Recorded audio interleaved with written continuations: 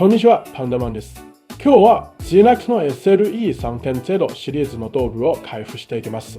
今回のヘッドは前のドールよりもかなり美しくなっています。以前も SLE3.0 のドールを開封したことがあります。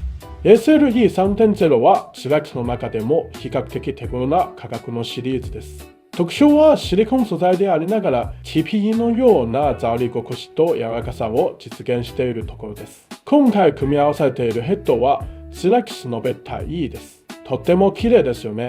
じっくり見ていきましょう。このボディは164センチ、G 株です。価格は30万円で、割引クーポンなどを利用すると、実際の購入価格はさらに1割引きになります。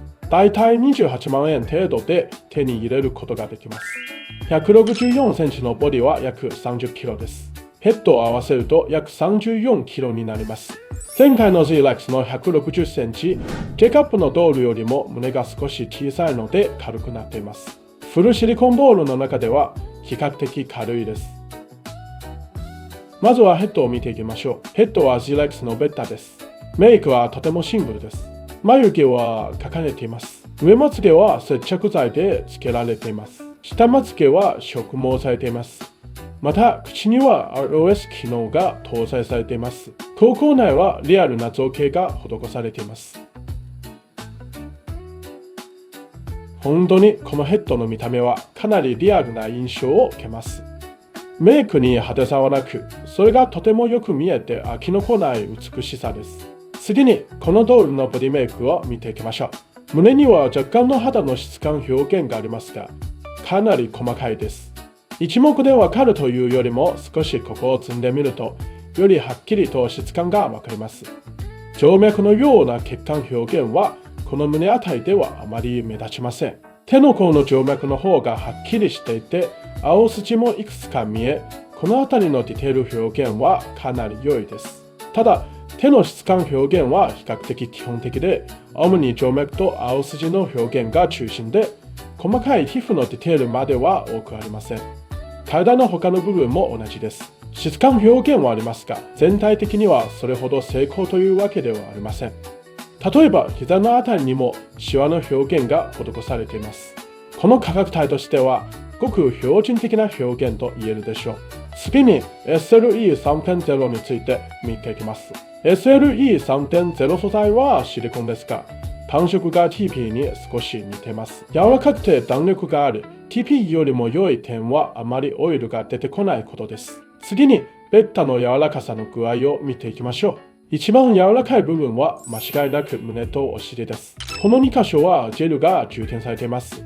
その他の部分は非常に柔らかいというよりは大きく変形したり、すごく弾んだりする感じではありません。特に驚きはありません。全体的にその触り心地は TPE にとても似ています。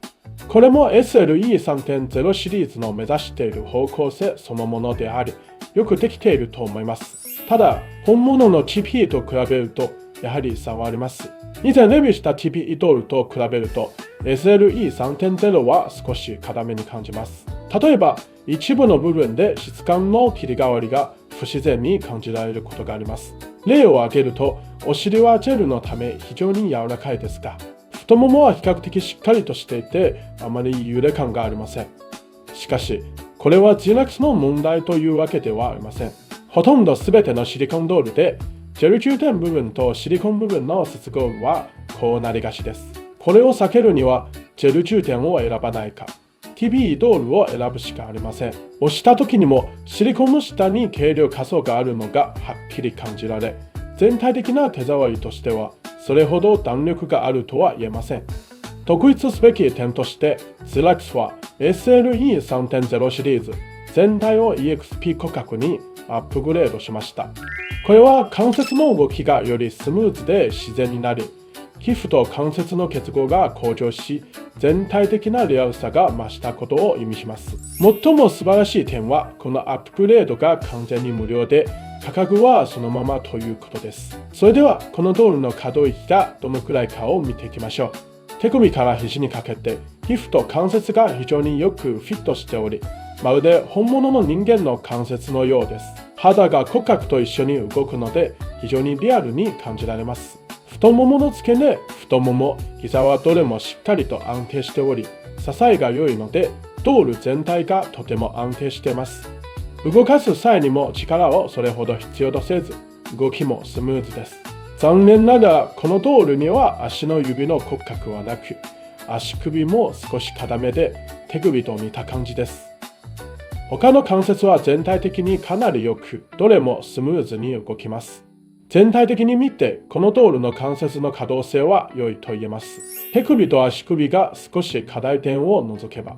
さて、最後にこのドールをまとめましょう。このドールの実際の購入価格は約28万円で、さらに多くの特典がついてきます。例えば、自動洗浄機、EXP 骨格、そして多数の追加アクセサリー。ですからコスパについては、まずこのドールはこの価格帯に見合った性能を持っていると思いますし、それに加えて新しくアップグレードされた技術や追加の特典を考えれば、かなりお得だと言えるでしょう。